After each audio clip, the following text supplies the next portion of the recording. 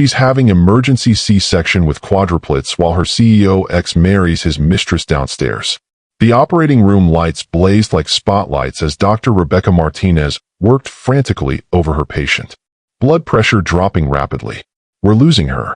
Get me 4 units of O-negative, stat. And where's the neonatal team? They're setting up 4 isolates now, doctor. Ma'am, can you hear me? We need to deliver your babies right now.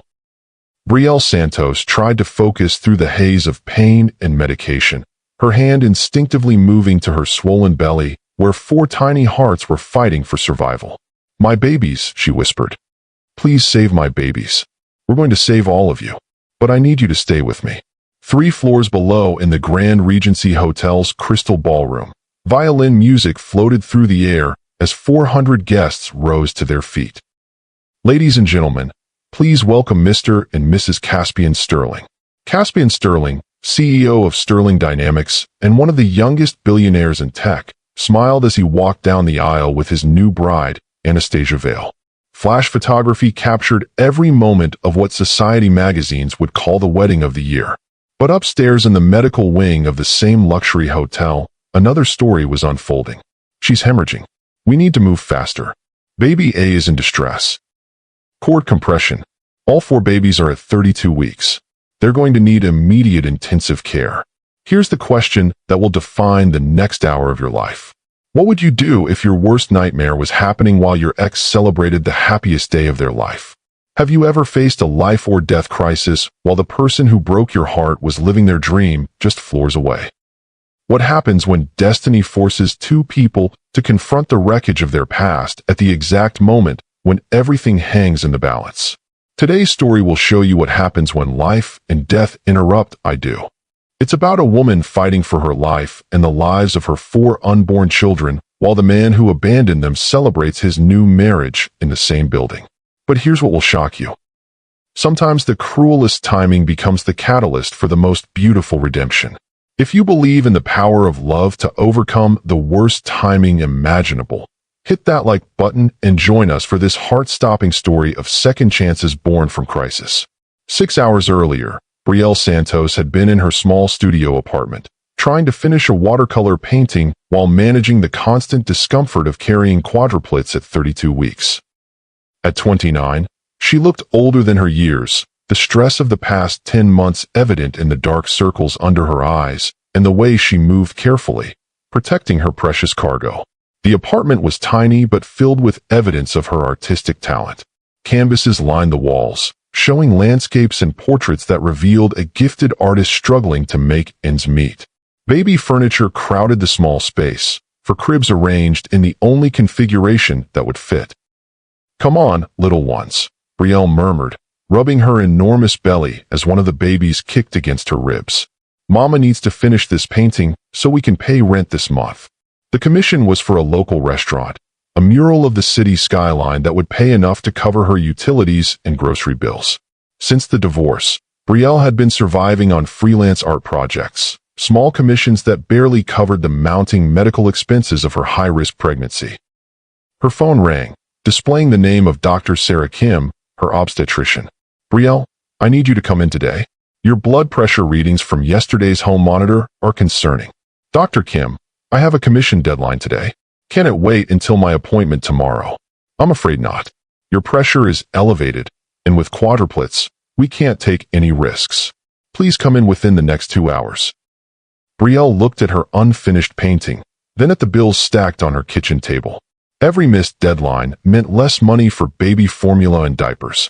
But she also knew Dr. Kim wouldn't call unless it was serious. I'll be there. The ride to the medical center took her past the Grand Regency Hotel, where news vans and society photographers were already gathering for the evening's main event. Brielle tried not to look at the banners announcing the Sterling Vale wedding, tried not to think about the man who had once promised her forever. At the medical center, the news was worse than expected. Brielle, your blood pressure is dangerously high, and we're seeing signs of severe preeclampsia, Dr. Kim explained as she reviewed test results. We need to get you to a hospital with a level 4 NICU immediately. How immediately? Right now? I'm calling an ambulance. Dr. Kim, I can't afford an ambulance ride, and my insurance has been taken care of. Dr. Kim interrupted gently. There's a medical wing at the Grand Regency Hotel with full surgical capabilities and an excellent NICU. It's actually closer than the main hospital. Brielle felt her blood run cold. The Grand Regency. Isn't that where? Yes, there's an event there today. But the medical facilities are completely separate. You won't have any contact with the hotel events. 20 minutes later, Brielle was being wheeled into the Grand Regency's medical wing, trying not to think about the fact that Caspian Sterling was somewhere in this same building, preparing to marry the woman he had chosen over her and their unborn children. Meanwhile, 3 floors below, Caspian Sterling stood in the groom's suite, adjusting his platinum cufflinks while his best man poured champagne. To the luckiest man alive, toast his business partner and best friend, Trevor Nash. Caspian accepted the glass, but didn't drink. At 34, he commanded a technology empire worth $12 billion. But today he felt anything but lucky. You seem distracted, Trevor observed. Cold feet. Just thinking. About what? About whether I'm making the right choice. Trevor looked at his friend with concern. Caspian, you're about to marry a beautiful, intelligent woman who loves you. Anastasia is perfect for you. Is she? She understands your world, supports your ambitions, and she's not going to make demands on your time like Brielle did.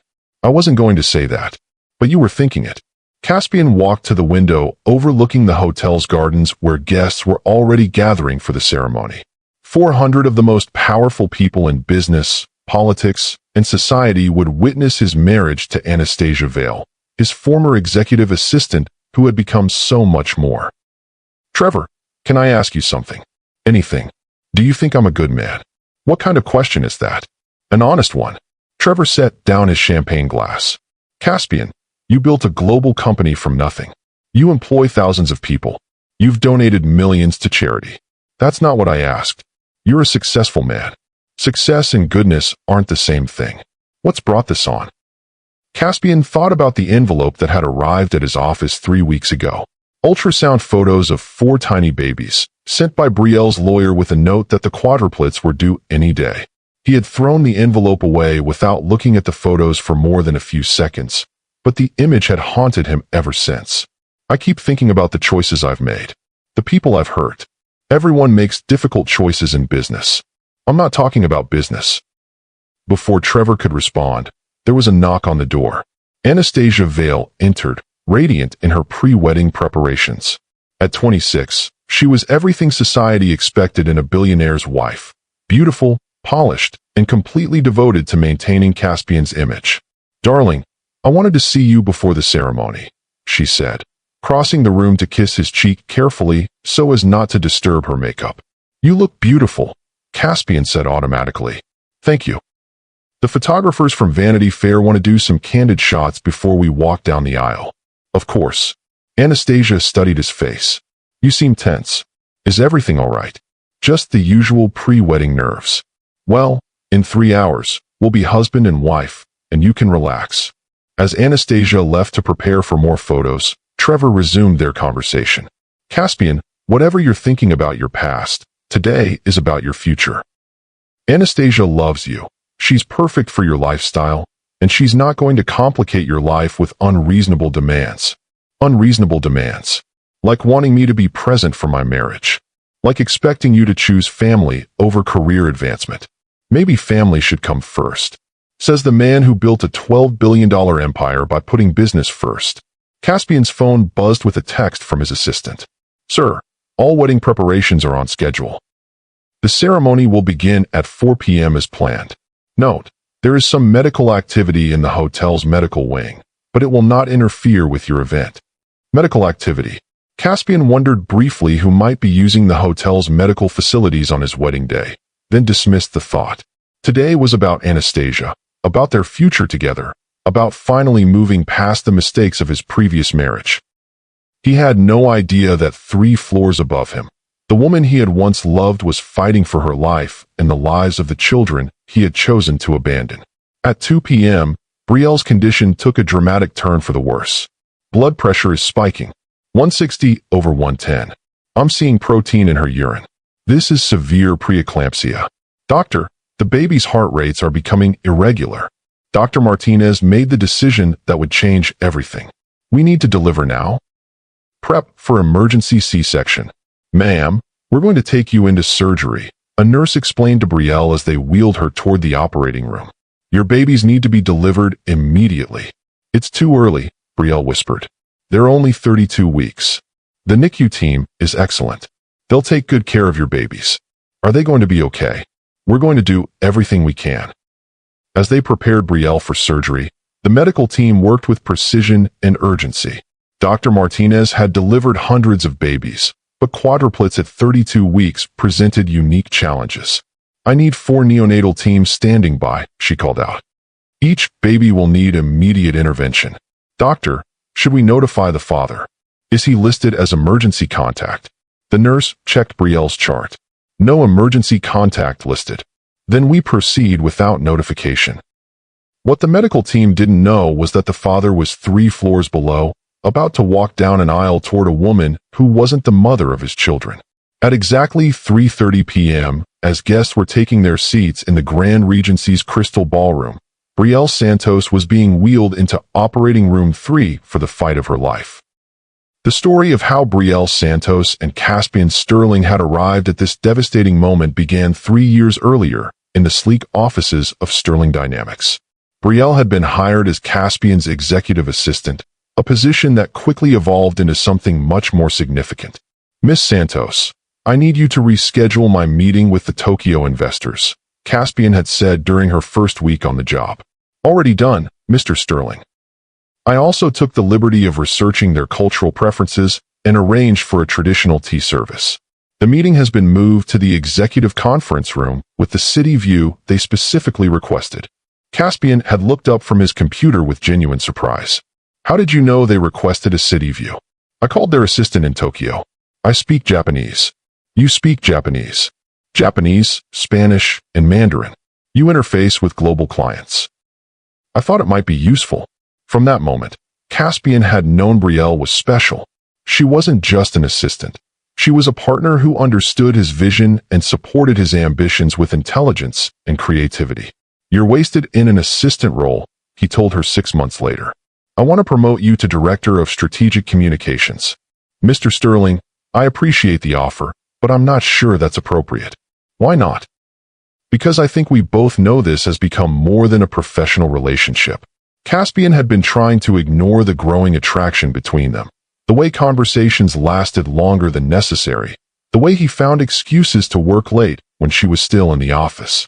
Brielle, I value our working relationship too much to complicate it.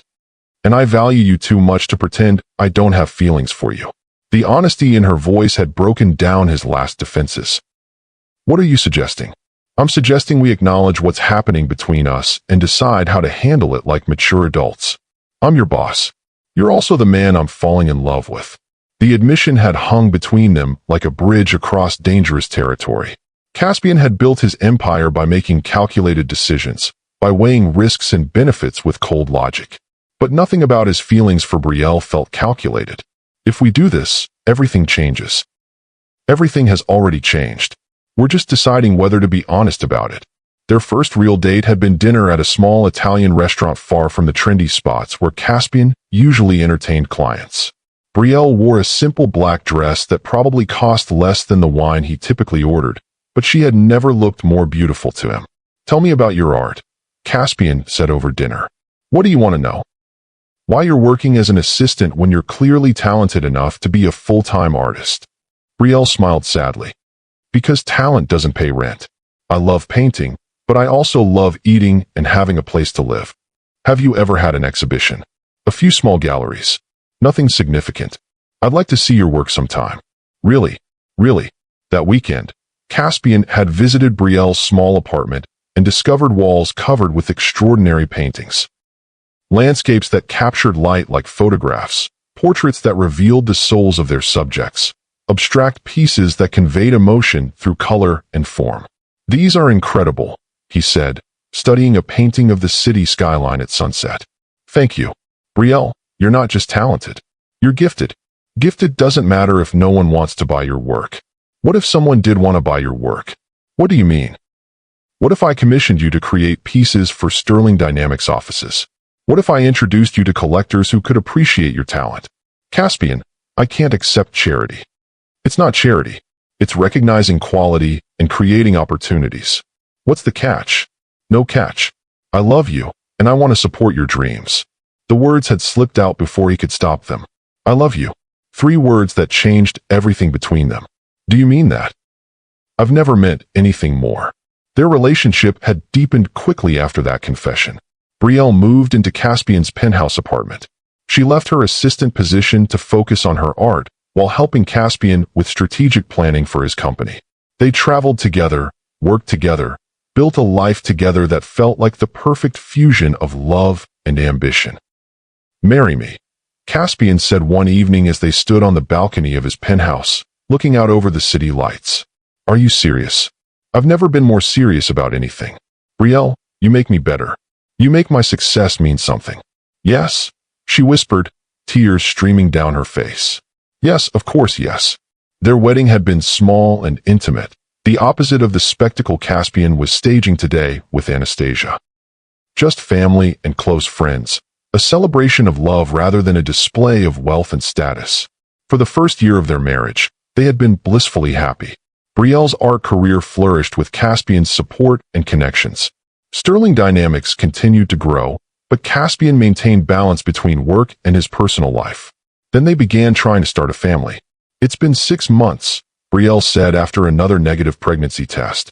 Maybe we should see a specialist. Maybe we should just relax and let it happen naturally. Caspian, I'm 27. If there's a problem, I want to know sooner rather than later. The fertility specialist delivered news that neither of them had expected. Mr. and Mrs. Sterling, you're both healthy, but Mrs. Sterling has a condition that makes natural conception unlikely. However, with IVF treatments, your chances of successful pregnancy are very good. What does IVF involve? Caspian asked. Hormone treatments, multiple appointments, careful monitoring. It's time-intensive and emotionally demanding, but we've had excellent success rates. How time-intensive? Caspian pressed. Appointments every few days during treatment cycles. Mrs. Sterling would need to adjust her schedule significantly. That night, they discussed the options. I want to try IVF, Brielle said. I want us to have children. Brielle, the timing is complicated. Sterling Dynamics is going through a major expansion. I need to be completely focused. The treatments would be my responsibility, not yours. But I want to be involved. I want to support you through the process. Then we'll make it work. What if it affects your art career? You're just starting to gain recognition. Children are more important than career advancement. Are they? Brielle, you're incredibly talented. You could be showing in major galleries within a few years. And I still can, after we have children. Caspian had agreed to the IVF treatments, but his heart wasn't fully in the process. As Brielle endured hormone injections and daily monitoring appointments, he became increasingly absorbed in a major acquisition deal that would double his company's size. How did the appointment go today? He would ask absently, his attention on his phone or laptop. Fine, Brielle would reply, not wanting to burden him with the details of her emotional and physical struggles. The first IVF cycle failed. The second cycle resulted in a miscarriage at 8 weeks. The third cycle failed to produce any viable embryos. I think we should take a break, Caspian suggested after the third failure. A break from trying to have children. A break from the stress and pressure. Maybe we should focus on our careers for a while. Caspian, I'm not ready to give up. I'm not saying give up permanently. I'm saying maybe we should wait until Sterling Dynamics is more stable. Your company will never be stable enough. There will always be another deal, another expansion, another reason to wait. That's not fair, isn't it? You've been distracted through this entire process. Half the time you forget I even have appointments. I've been supportive. You've been present physically but absent emotionally. The argument had been their first serious fight, revealing cracks in their marriage that neither had wanted to acknowledge. Around this time, Anastasia Vale had been hired as Caspian's new executive assistant. 23 years old, ambitious, and beautiful, she quickly made herself indispensable to Caspian's increasingly demanding schedule. Miss Vale always knows exactly what I need, Caspian mentioned to Brielle one evening. That's her job. She's incredibly efficient. And she never complains about long hours or last-minute changes. Brielle felt a chill at the comparison. Unlike your wife. That's not what I meant, isn't it? As Brielle continued with fertility treatments, now on her 5th cycle, Caspian spent more and more time at the office with Anastasia. She anticipated his needs, shared his work ethic, and never asked him to choose between his company and personal obligations. Mr. Sterling, I've rearranged your schedule to accommodate the Hong Kong conference calls, Anastasia would say, having already solved problems before Caspian knew they existed. You're a lifesaver, Anastasia. I just want to support your success. The attraction between them developed gradually, built on shared ambitions and mutual admiration. Anastasia understood Caspian's drive in ways that Brielle, focused on starting a family, seemed to have forgotten. Working late again, Anastasia observed one evening as the office emptied around them. The Singapore deal needs to close this week. Your wife must be understanding about the hours you put in. Brielle has her own priorities right now. The fertility treatments. You know about that. I manage your calendar, Mr. Sterling. I see the appointments you miss, the calls you have to reschedule around her medical needs. It's important to her. But is it important to you? The question hung between them like a challenge. Caspian realized he had been asking himself the same thing for months. I want children eventually, he said carefully. Eventually. But not right now. Not while the company is at such a critical juncture. It must be difficult, having different priorities than your wife. We're working through it. I'm sure you are. You're a very dedicated man, Mr. Sterling. Dedicated to what? To building something extraordinary. Not everyone understands that kind of vision. The conversation had crossed a line, though neither acknowledged it directly. From that night forward, the relationship between Caspian and Anastasia shifted from professional to personal. Late nights at the office became dinners at exclusive restaurants. Business trips became opportunities for private conversations about dreams and ambitions. Anastasia listened to Caspian's frustrations about his marriage with sympathy and understanding. Brielle is a wonderful woman, Anastasia would say carefully. But maybe you've grown in different directions. Maybe we have. It's not anyone's fault. People change. Do they? You've built an empire, Mr. Sterling. You've achieved things most people can only dream of. It's natural that you would want a partner who shares that level of ambition. Someone like you. Someone who understands what it takes to succeed at the highest levels. The affair began on a business trip to Los Angeles. After a successful presentation to potential investors, Caspian and Anastasia had dinner to celebrate. Wine led to intimate conversation, which led to Anastasia's hotel room, which led to the betrayal that would destroy his marriage. This can't happen again, Caspian said the next morning. Of course not, Anastasia agreed. It was a mistake. But it wasn't a mistake, and it did happen again. Within weeks, their affair had become a regular part of Caspian's routine. Anastasia was everything he thought he wanted. Ambitious, supportive of his career, and demanding nothing from him except professional success. Meanwhile, Brielle finally received good news from her fertility specialist. Mrs. Sterling, I have wonderful news. The latest cycle was successful. You're pregnant. Pregnant? Are you sure? Very sure. And there's something else. Based on the hormone levels and ultrasound, you're carrying quadruplets. Brielle felt the world tilt on its axis. Quadruplets. For babies. After years of struggle and disappointment, she was finally going to be a mother, and not just to one child, but to 4. She called Caspian immediately, but he was in a meeting. She left a voicemail asking him to call her back urgently. When he didn't respond within 2 hours, she decided to tell him in person. Brielle arrived at Sterling Dynamics offices at 7 p.m., expecting to find Caspian working late as usual. Instead, she found his office empty. His assistant's desk was also empty, which was unusual since Anastasia typically stayed as late as Caspian. Excuse me, Brielle asked the cleaning crew. Do you know where Mr. Sterling went? He left around 6 with Miss Anastasia. Said they had a business dinner. Business dinner. Brielle tried calling Caspian again, but the call went straight to voicemail.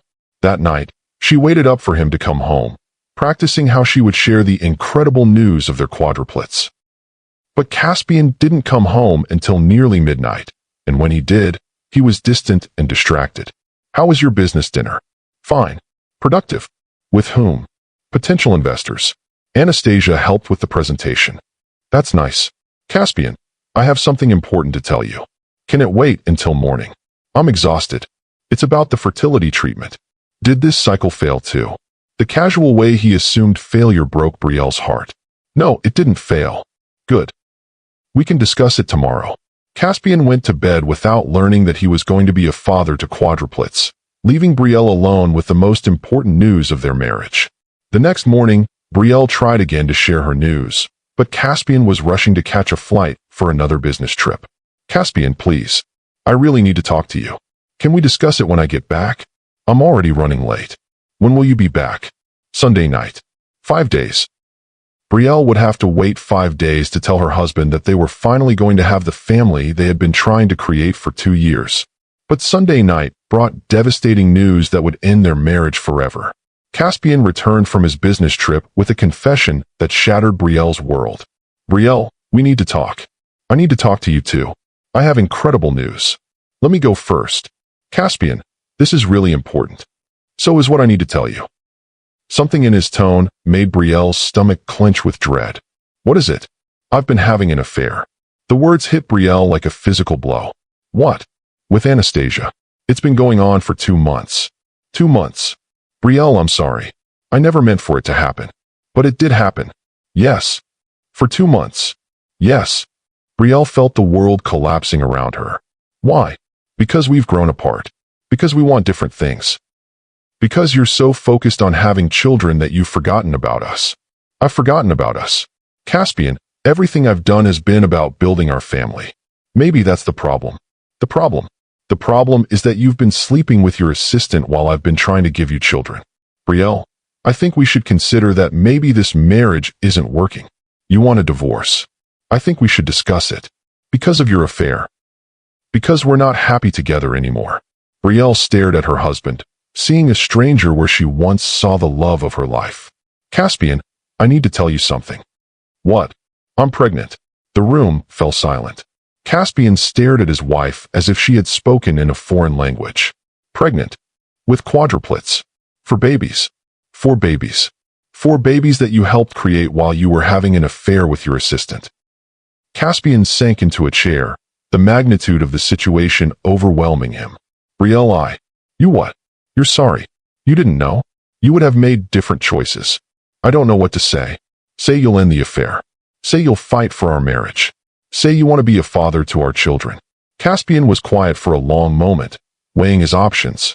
He could end the affair with Anastasia, commit to his marriage, and try to build a life with Brielle and 4 children. Or he could pursue the relationship that made him feel successful and unencumbered. I can't, he said finally. You can't what? I can't pretend that everything is fine between us. I can't pretend that having 4 babies right now is what I want. What you want? Caspian, these are your children. I know that. Do you? Because you're talking about them like they're an inconvenience. That's not what I meant. Then what did you mean? I meant that maybe we should consider that this pregnancy doesn't change the fundamental problems in our marriage. Brielle felt something die inside her chest. You're choosing her. I'm choosing a life that makes sense for who I've become. And who have you become? Someone who isn't ready to be a father to 4 children with a woman who resents my success. I don't resent your success. I resent your selfishness. Maybe they're the same thing. The divorce proceedings were swift and brutal. Caspian's lawyers ensured that Brielle received the minimum required by law, claiming that her pregnancy was not his responsibility since she had continued fertility treatments against his wishes. You knew I was pursuing IVF when you married me, Brielle's lawyer argued.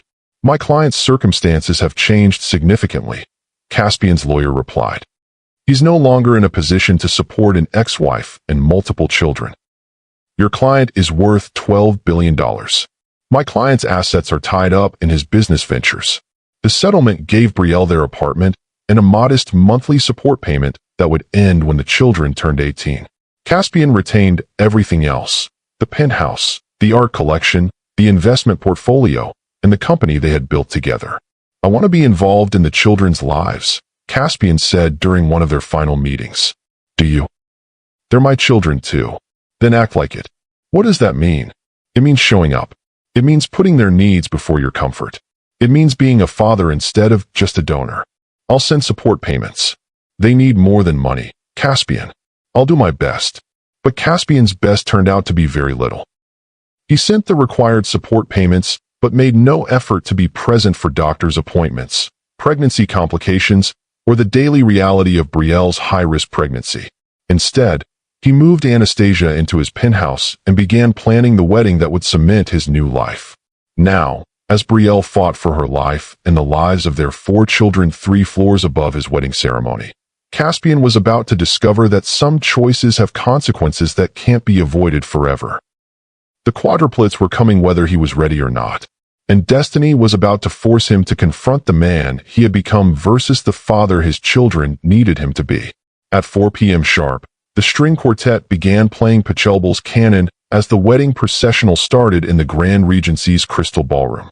400 guests rose to their feet as Anastasia Vale made her entrance, resplendent in a custom Vera Wang gown that had cost more than most people's annual salaries. Caspian stood at the altar watching his bride approach, but his mind was elsewhere. Something felt wrong, though he couldn't identify what. A restlessness, an anxiety that had nothing to do with pre-wedding nerves. "She's beautiful," Trevor whispered beside him. "Yes, she is. You're a lucky man." Caspian nodded automatically, but luck wasn't what he was feeling. As Anastasia reached the altar and took his hands, he found himself thinking about another wedding, 3 years ago. A small ceremony in his mother's garden, with Brielle in a simple white dress that had cost $300 and made her look like an angel. "Dearly beloved," the minister began, "we are gathered here today to witness the union of Caspian Sterling and Anastasia Vale in holy matrimony." 3 floors above, Dr. Martinez was making the first incision into Brielle's abdomen, beginning the race to save 5 lives. "Scalpel. Retractor. I need better visualization here." Blood pressure holding steady at 90/60. Baby A is in vertex position. I can see the head. Neonatal Team 1, prepare for delivery. The first baby, a tiny girl weighing just 3 pounds, emerged into the world at exactly 4:03 p.m. Her cry was weak but audible, a sound that filled the operating room with hope. "It's a girl," Dr. Martinez announced. "Baby A is breathing on her own." Taking her to Isolette 1, the neonatal nurse called out as they whisked the infant away for immediate care. "Baby B is breech. I need to manipulate the position." Downstairs, the minister continued the ceremony that would bind Caspian to his new life. Marriage is not to be entered into lightly, but thoughtfully and reverently, with a deep understanding of its sacred nature. Sacred nature. Caspian wondered if anything about this wedding could be considered sacred. He was marrying Anastasia not out of deep love, but out of convenience, compatibility, and the desire to move past his failures with Brielle. "Caspian," Anastasia whispered, "you need to repeat after the minister." He had missed his cue, lost in thoughts about the life he was trying to leave behind. "I, Caspian, take you, Anastasia, to be my wife." The words felt hollow as he spoke them, lacking the conviction and joy he had felt when making similar vows to Brielle. Above them, the second baby was fighting to make his entrance into the world. Baby B is stuck. The cord is wrapped around his neck. "I need to work quickly. Suction ready. Heart rate dropping on the monitor. Come on, little one. Work with me here." Dr. Martinez's hands moved with practiced skill, gently unwrapping the umbilical cord and maneuvering the breech baby into position for delivery. "Got him. Baby B is out." The second baby, another boy, emerged blue and silent. The neonatal team immediately began resuscitation efforts. No spontaneous respirations. Beginning bag ventilation. Heart rate less than 60. Start chest compressions. "Come on, baby. Come on." The operating room held its breath as the medical team worked to save the tiny life. After 30 seconds that felt like hours, a weak cry finally emerged from the isolette. "We've got him." Baby B is responding. Downstairs, Anastasia was reciting her vows with polished perfection. "I, Anastasia, take you, Caspian, to be my husband, to have and to hold from this day forward, for richer, for poorer, in sickness and in health, to love and to cherish, till death us do part." The irony of her words wasn't lost on Caspian. For richer, certainly. Anastasia had been very clear about her appreciation for his wealth. But for poorer, in sickness, he doubted Anastasia had ever contemplated those possibilities seriously. "The rings, please," the minister requested. Trevor handed over the platinum bands, each encrusted with diamonds worth more than most people's cars. As Caspian slipped the ring onto Anastasia's finger, he remembered the simple gold band he had placed on Brielle's hand, a ring she had chosen because it reminded her of her grandmother's. Baby C is presenting normally. This should be straightforward. Dr. Martinez delivered the third baby, another girl, with relative ease. She emerged pink and crying, the healthiest of the quadruplets so far. Excellent color and tone. Baby C is vigorous. Weight 2 pounds, 14 ounces. Taking her to isolate 3. How's mom doing? Blood pressure stable. She's tolerating the procedure well. Brielle was unconscious under general anesthesia, unaware that 3 of her 4 babies had been safely delivered. But her body was responding well to the surgery, giving Dr. Martinez hope that all 5 patients would survive. One more to go? Baby D is. Dr. Martinez paused, her expression growing concerned. What is it? Baby D is significantly smaller than the others, and I'm seeing signs of placental abruption. How severe? Severe enough that we need to deliver immediately. This baby is in distress. The final delivery was the most complicated. Baby D, the smallest of the quadruplets, emerged pale and limp, weighing barely 2 pounds. No respirations. No heart rate. Beginning full resuscitation. The neonatal team sprang into action with the most advanced life-saving techniques available. Chest compressions, ventilation, medications to stimulate the tiny heart. Still no response. How long has it been? 3 minutes. Continue resuscitation. Don't give up. Downstairs, the wedding ceremony was reaching its climax.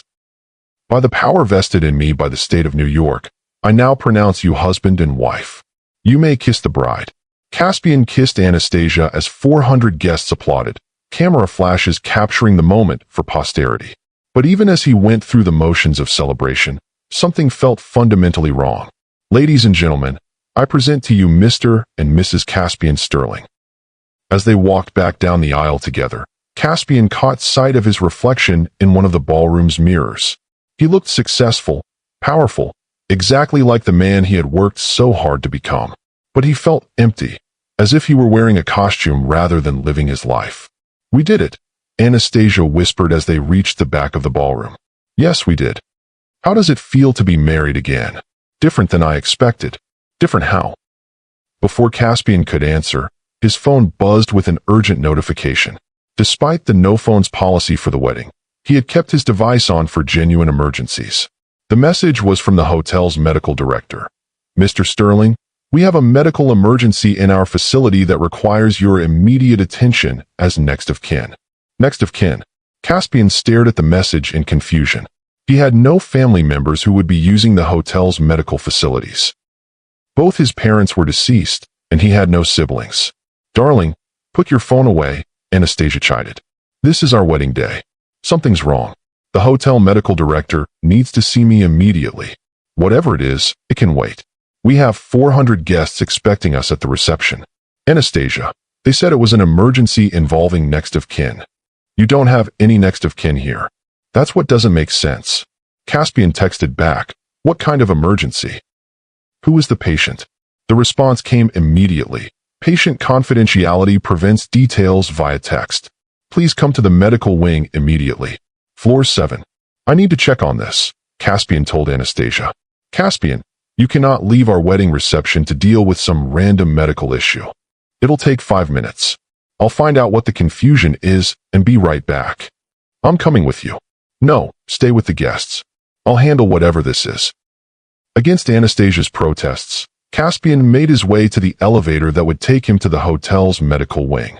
As the doors loosed and he rose through the floors, he couldn't shake the feeling that his life was about to change dramatically. On the 7th floor, the atmosphere was completely different from the celebration below. Medical staff moved with urgent purpose, machines beeped constantly, and the antiseptic smell of a hospital filled the air. "Mr. Sterling." Dr. Sarah Kim approached him at the reception desk. "Thank you for coming so quickly." "Doctor, I think there's been some mistake." I don't have any family members who would be patients here. Actually, sir, you do. Your ex-wife Brielle Santos was brought in this afternoon with severe preeclampsia. We performed an emergency C-section to deliver her quadruplets. The words hit Caspian like a physical blow. Brielle, here, giving birth to their children while he was getting married downstairs. Quadruplets. 4 babies.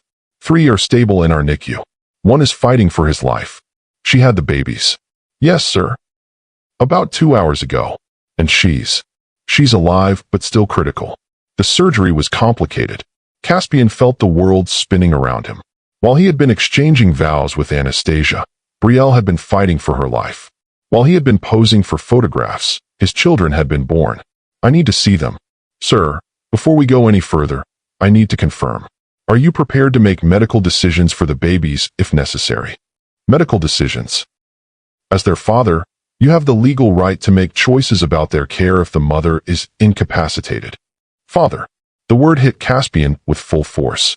He was a father. Not someday, not eventually, but right now. For tiny humans were depending on him for their survival. Yes, I'll make whatever decisions are necessary. Dr. Kim led him through a series of corridors to the neonatal intensive care unit. The NICU was a world unto itself, filled with high-tech equipment and the softest lighting Caspian had ever seen. These are your children, Dr. Kim said gently. Caspian approached the isolates with trembling steps. Inside the transparent incubators were 4 of the smallest humans he had ever seen. Tiny faces, barely formed features, little bodies covered with monitoring equipment. This is Baby A, your oldest daughter. She's doing very well for 32 weeks. Baby A was sleeping peacefully, her chest rising and falling with steady breaths. She had dark hair like Caspian's and delicate features that reminded him of Brielle. Baby B, your son. He had some respiratory distress initially, but he's stable now. Baby B was slightly larger than his sister, with the same dark hair, but a more serious expression even in sleep. Baby C, your younger daughter. She's been the strongest so far. Baby C seemed alert despite her tiny size, her eyes moving behind closed lids as if she were dreaming. And Baby D, your youngest son. Dr. Kim's voice grew somber as they approached the 4th isolette. Baby D was surrounded by more machines than his siblings, with additional monitors and life support equipment. He's having the most difficulty. His lungs aren't fully developed, and he's fighting several complications. Caspian stared at his youngest son, so small and fragile that he looked like he might disappear if touched. The monitors showed irregular patterns that even Caspian could tell were concerning. What are his chances? With aggressive treatment and some luck, good. But he's going to need surgery in the next few hours to repair a heart defect. Surgery. A common procedure for premature babies, but still serious given his size and condition. Whatever he needs. Money is no object. It's not about money, Mr. Sterling. It's about his strength to survive the operation. Caspian reached toward the isolette, stopping just short of the glass. Can I touch him? Through the ports, yes. But be very gentle. Caspian slipped his hands through the access ports and carefully touched his son's tiny arm. The baby's skin was translucent and impossibly soft, barely warm to the touch. Hi there, little guy, Caspian whispered. I'm your daddy. At the sound of his voice, Baby D's eyes fluttered open. For a moment, father and son looked at each other directly, and Caspian felt something fundamental shift inside his chest. He knows your voice, Dr. Kim observed. Babies can recognize their parents even at this stage. How is that possible? I've never spoken to him before. You may have spoken to him more than you realize. Babies in utero can hear voices from about 20 weeks on. Caspian thought about all the conversations he had had with Brielle during her pregnancy, the times he had been on phone calls or discussing business while she was nearby. His son had been listening, learning his voice even before birth. Mr. Sterling, a nurse approached urgently. We need your consent for Baby D's surgery. The cardiac surgeon is available now, but we need to move quickly. What does this surgery involve? Repair of a patent ductus arteriosus. Essentially, there's a vessel in his heart that should have closed at birth but hasn't. We need to close it surgically. What happens if we don't do the surgery? He'll likely not survive the night. Caspian looked at his son, so tiny and vulnerable, fighting for every breath. Do the surgery. I'll need you to sign consent forms. As Caspian signed papers authorizing surgery for a son he had just met, his phone buzzed with increasingly frantic messages from Anastasia. Where are you? The guests are asking questions. Come back immediately. What could possibly be more important than our wedding reception? Caspian stared at the messages, then at his children in their isolettes, then at the consent forms in his hands. Doctor, how long will the surgery take? 2 to 3 hours. And the others? Are they stable enough that I could leave briefly? They're stable for now, but premature babies can develop complications quickly. I'd recommend staying close. Caspian made a decision that would define the rest of his life. I'm staying here. Mr. Sterling, what about your wedding reception? My children are more important than a party. As baby D was wheeled away for surgery, Caspian realized he needed to face Anastasia and explain why he wouldn't be returning to their wedding celebration. The elevator ride back to the ballroom felt like traveling between two different worlds. Upstairs, his children were fighting for their lives. Downstairs, 400 people were celebrating his marriage to a woman who suddenly felt like a stranger. The reception was in full swing when Caspian entered the ballroom.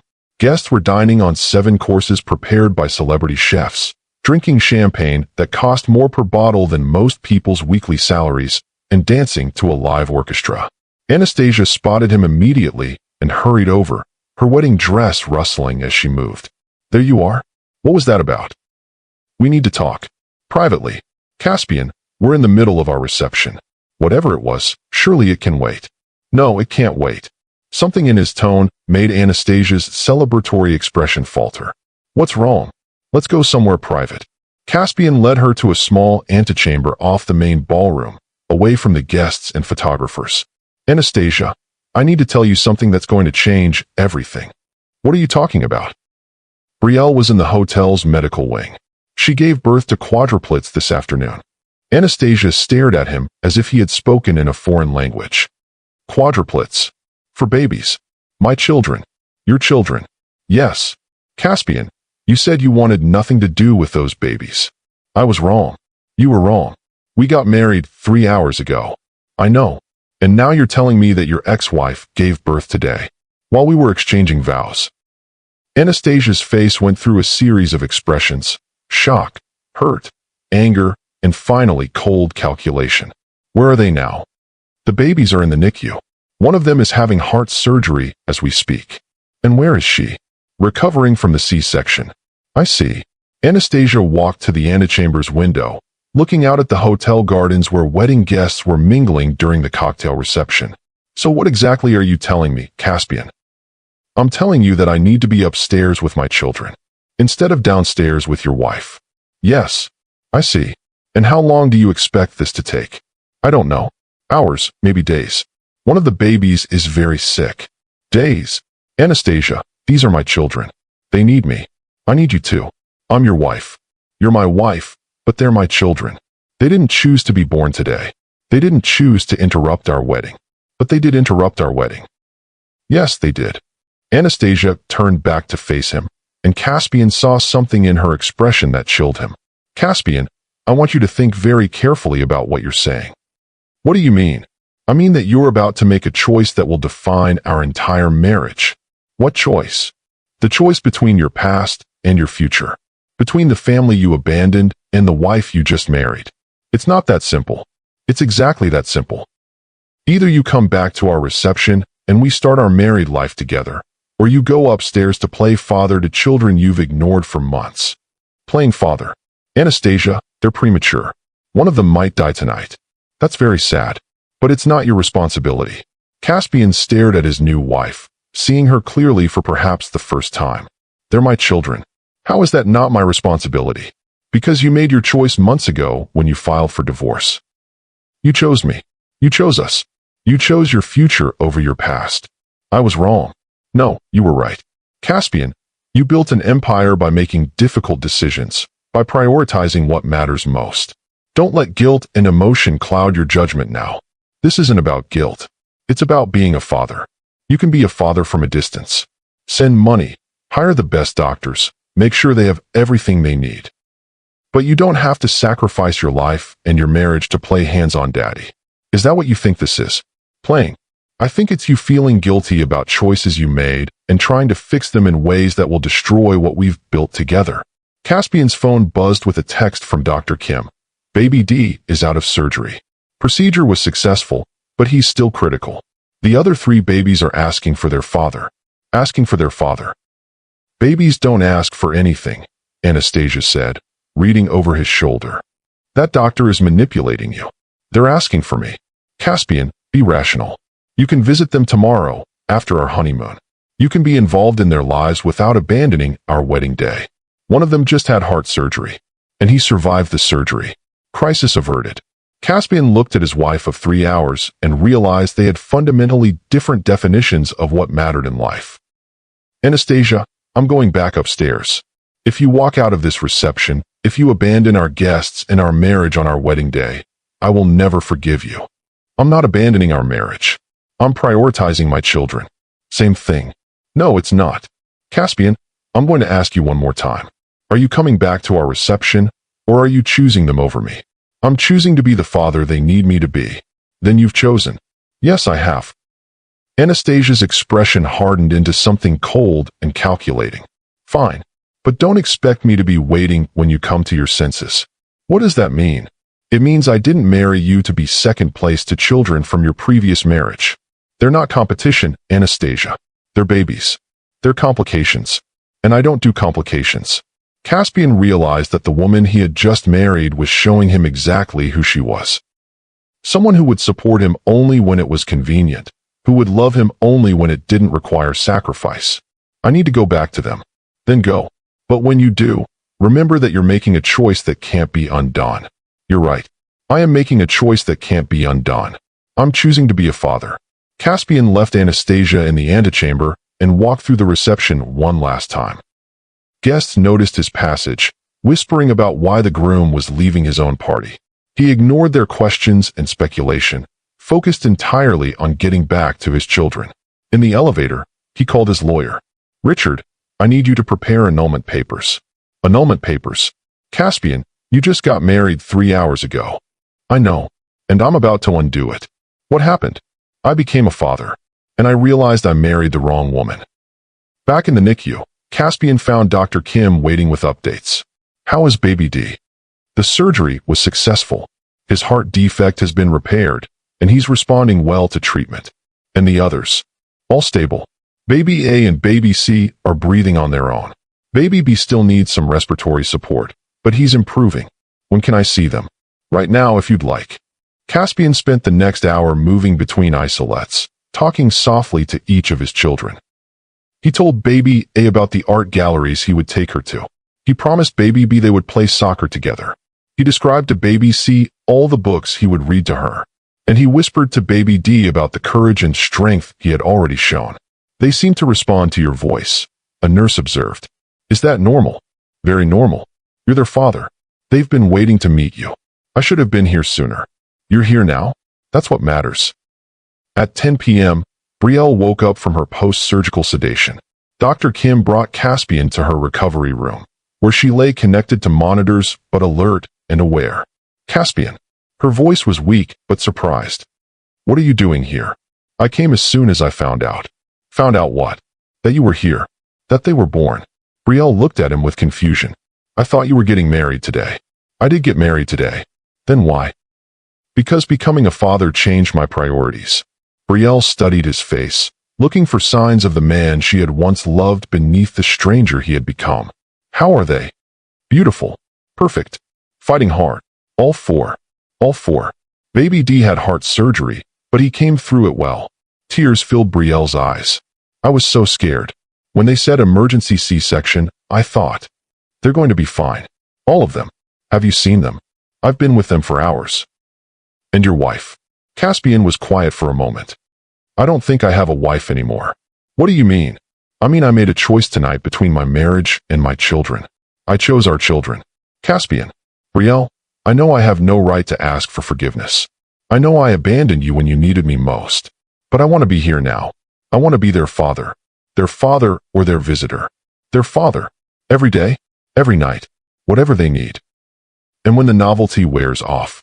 When you remember how successful and important you are. I'll remember that nothing I've accomplished matters compared to them. You said that before. I know, and I didn't follow through. But seeing them tonight, seeing how small and vulnerable they are, I realized something. What? I realized that I've been measuring success by the wrong standards. I built an empire, but I lost my family. I accumulated wealth, but I destroyed love. I achieved everything I thought I wanted, and it meant nothing. Brielle watched him carefully, looking for signs of sincerity versus manipulation. What about Anastasia? Anastasia wants a husband who puts her first. She wants someone whose priorities match hers. And your priorities are 4 babies who need their father to fight for them, even if it costs you everything else. Everything else doesn't matter without them. A nurse entered the recovery room with updates. Mrs. Santos, your babies are all stable. Would you like to see them? Can I? We can take you up in a wheelchair. The journey to the NICU was Brielle's first time seeing her children since the emergency surgery. When she saw them in their isolettes, surrounded by medical equipment, but breathing and moving, she broke down completely. They're so small, but so strong, Caspian added, standing beside her wheelchair. Baby A looks like you, Brielle observed, studying their oldest daughter. Baby B has your chin. Baby C has your stubborn expression. And Baby D has your determination. They spent the next hour learning their children's individual personalities and needs. Baby A was the easiest to soothe. Baby B seemed most alert and aware. Baby C was the most active despite her size. Baby D was the fighter, already proving his strength by surviving surgery. They'll need names, the nurse mentioned. Names, Brielle repeated. I hadn't finalized anything. I thought I had more time. What names were you considering? For the girls, I liked Aurora and Luna. For the boys, Sebastian and Gabriel. Aurora, Luna, Sebastian, and Gabriel, Caspian repeated. Beautiful names. Do you approve? They're perfect. As they named their children officially, registering Aurora, Luna, Sebastian, and Gabriel Sterling Santos, Caspian felt the last pieces of his old life falling away. Mr. Sterling, Dr. Kim approached with a clipboard. I need to discuss long-term care plans for the babies. Whatever they need. They'll be in the NICU for at least 6 to 8 weeks. Premature babies require extensive monitoring and gradual development before they can go home. What does that involve? Daily visits, feeding schedules, medical appointments. It's essentially a full-time commitment for both parents. We'll be here every day, Caspian said immediately. Mr. Sterling, you should know that NICU parenting is extremely demanding. Many relationships don't survive the stress. Our relationship already didn't survive, Brielle said quietly. But our commitment to these children will, Caspian added. Dr. Kim looked between them, seeing something that gave her hope. There are family rooms available if you want to stay overnight. Yes, both parents said simultaneously. At midnight, Caspian and Brielle sat in a family lounge, exhausted but unable to sleep knowing their children were fighting for their lives just down the hall. I can't believe they're here, Brielle said softly. I can't believe I almost missed it. You were getting married. It's not like you knew. But I should have known. I should have been here for all of it. Caspian, what really happened with Anastasia? She gave me an ultimatum. Choose the wedding reception or choose the babies. And you chose. I chose them. I chose being a father over being a husband to someone who sees children as competition. She really said that. She made it very clear that my children would always be an inconvenience to her. Brielle was quiet for a moment. I'm sorry your marriage ended. I'm not. It ended before it really began. I married Anastasia for all the wrong reasons. What reasons? Because she made my life easier. Because she supported my ambitions without challenging me. Because she was safe. Safe how? Safe from the kind of love that demands everything from you. The kind of love that changes you completely. The kind of love we had. The kind of love we had. They sat in comfortable silence, both thinking about the past and the uncertain future ahead. Caspian, what happens now? Now we focus on getting Aurora, Luna, Sebastian, and Gabriel healthy and strong. And after that, we figure out how to be the best parents we can be. Together, if you'll let me. As co-parents. As whatever you're comfortable with. Brielle looked at him carefully. I'm not ready to trust you romantically again. I understand. But I can see that you're serious about being their father. More serious than I've ever been about anything. Then we'll take it one day at a time. Over the following weeks, Caspian proved his commitment in ways both large and small. He moved into a hotel room near the hospital. He restructured his company responsibilities to allow for daily NICU visits. He learned to change diapers, give bottles, and read tiny facial expressions that indicated hunger, discomfort, or contentment. Most importantly, he was simply present. When Sebastian developed a feeding issue, Caspian spent hours learning specialized techniques. When Luna had breathing difficulties, he researched every treatment option. When Aurora and Gabriel needed surgery for hernias, he was there for every moment of the procedures. "You've changed," Brielle observed one afternoon as they sat beside the isolettes. "How? You're calmer, more focused. You actually listen when people talk to you." Fatherhood has been educational. In what way? I've learned that everything I thought was important actually wasn't. Board meetings, profit margins, market share. None of it matters if you don't have people to share success with. And now you have people to share it with. Now I have everything that matters. The babies grew stronger each day. Aurora was the first to be taken off respiratory support. Gabriel proved to be the most social, already responding to voices and faces. Luna showed early signs of her mother's artistic temperament, seeming to study colors and patterns with unusual intensity. Sebastian remained the fighter, overcoming each medical challenge with determination. "They have distinct personalities already," Caspian marveled. "They're individuals, for different people who happen to share the same womb. How do we make sure we nurture each of them appropriately? We pay attention. We learn who they are as they grow. Will you teach me?" "Teach you what?" "How to be a good father." Brielle smiled. "You're already learning." After 6 weeks in the NICU, the babies were finally ready to go home. The transition was both exciting and terrifying for new parents managing quadruplets. "Are you sure we're ready for this?" Caspian asked as they loaded 4 car seats into his SUV. "No one's ever ready for quadruplets. We'll figure it out." "Where will we figure it out?" "What do you mean?" "I mean, your apartment is too small for 4 babies. My penthouse is too sterile for children. Where do we raise them?" Brielle had been wondering the same thing. "I don't know. What if we found a house? Something with enough space for everyone. Everyone. You, me, and 4 babies. A real family home." "Caspian, we're not back together." "I know, but we're co-parenting. We need to make decisions that prioritize their stability." "What kind of house?" "Whatever kind you want. You choose the neighborhood, the layout, the everything. I just provide the resources. And you would live there too. If you're comfortable with that. Separate bedrooms, separate lives, but shared parenting." Brielle considered the offer. It would be easier than coordinating between 2 households, and better for the babies to have both parents available. "Okay, but I choose everything about the house. Everything. And if it doesn't work out, then we figure out plan B. But let's try plan A first." The house Brielle chose was a rambling Victorian in a family-friendly neighborhood. 4 bedrooms upstairs for the children, a master suite for Brielle, and a guest suite for Caspian. Large common areas for family time, but enough space for privacy when needed. "It's perfect," Caspian said as they toured the house with 4 babies in carriers. "It feels like a home. Our home." The first few months were challenging in ways neither had anticipated. Quadruplets meant someone was always awake, always hungry, always needing attention. Sleep came in brief intervals. Meals were eaten standing up. Laundry was a constant, never-ending cycle. But they found their rhythm. Caspian proved to be a natural at organization and logistics, creating feeding schedules and sleep rotations that maximized efficiency. Brielle brought creativity and intuition, understanding each baby's unique needs and preferences. "We make a good team," Caspian observed one evening as they finally got all 4 babies down for the night. "We always did, even when we were married. Especially when we were married."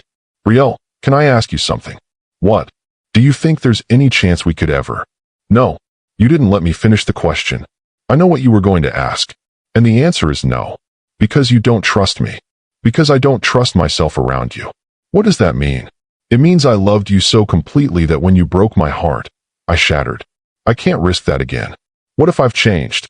"You have changed. I can see that. But I've changed too. I'm not the woman who would sacrifice everything for love." "What if love didn't require sacrifice?" "Love always requires sacrifice. The question is whether both people are willing to make them. I'm willing. You say that now. But what happens when the babies are older and less demanding? What happens when some new business opportunity requires your complete attention? That won't happen. You can't promise that. I can promise that I've learned what matters most. Have you? Or have you just been temporarily distracted by the novelty of fatherhood? The question hung between them like a challenge.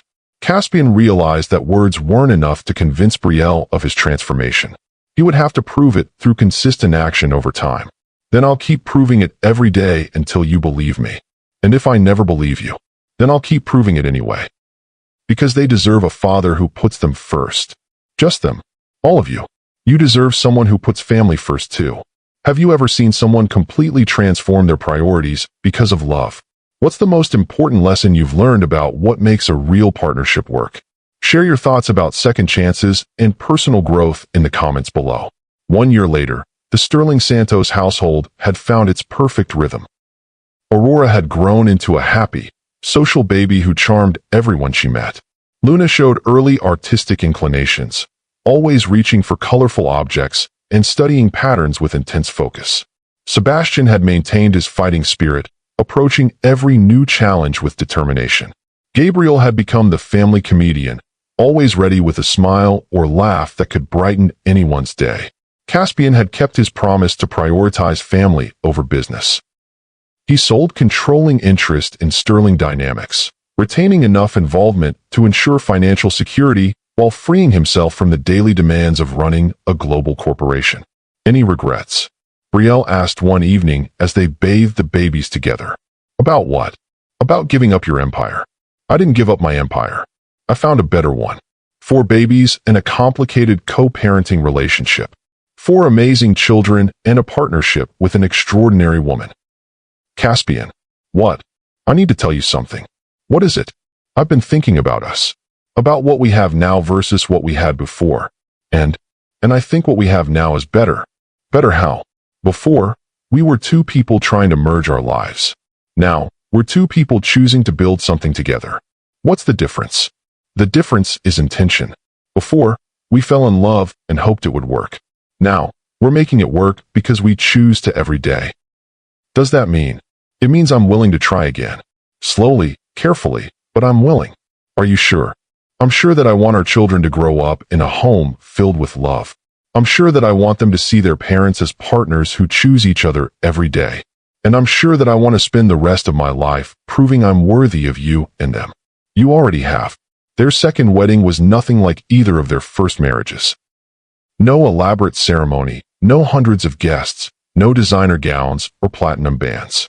Just a simple service in their backyard, with their 4 children as witnesses and their chosen family of friends as support. Do you, Caspian, take Brielle to be your wife, to love and cherish, to support and protect, for as long as you both shall choose each other? I do choose her, every day, for the rest of my life. Do you, Brielle, take Caspian to be your husband, to love and cherish, to support and protect, for as long as you both shall choose each other? I choose him, every day, with my whole heart. When they kissed as husband and wife for the second time, for babies clapped and babbled their approval from their high chairs, and everyone laughed at the perfect chaos of their family life. Any regrets this time? Caspian asked as they danced to music playing from someone's phone. Only one. What's that? I regret that it took a medical emergency and an interrupted wedding for us to find our way back to each other. I don't regret any of it. No, because everything that happened led us here, to this moment, with these children, with this understanding of what love really means. And what does love really mean? Love means showing up. Love means choosing someone every day, especially when it's difficult. Love means putting family first, not just when it's convenient, but when it's crucial. Love means being willing to change. Love means becoming the person your family needs you to be. As they swayed together in their backyard, surrounded by their children and chosen family, Caspian and Brielle knew they had finally built something that would last. Not because it was perfect, but because it was real. Not because it was easy, but because it was worth fighting for. If this story reminded you that love can survive anything when both people are willing to grow and change, Subscribe to Lux Love Chronicles for more powerful tales of redemption and second chances. Hit that notification bell so you never miss our latest uploads of stories that prove love really can conquer everything. The Sterling Santos family had learned that the most beautiful love stories aren't the ones that start perfectly. They're the ones that survive crisis, grow through challenge, and become stronger after being broken. They're the ones that prove love isn't just a feeling, but a choice you make every single day. Sometimes the worst timing becomes the best opportunity. Sometimes emergency C-sections and interrupted weddings are exactly what you need to discover what really matters. Sometimes losing everything helps you find what was truly valuable all along. Choose love that grows. Choose partnership that endures crisis. Choose family that you build through commitment rather than convenience. Because in the end, the only success that matters is the success you create at home, with the people who love you not for what you've accomplished, but for who you choose to be when everything else falls away. The quadruplets who interrupted their father's wedding had given him the greatest gift of all, the chance to become the man he was meant to be. And that man was exactly who his family needed him to be.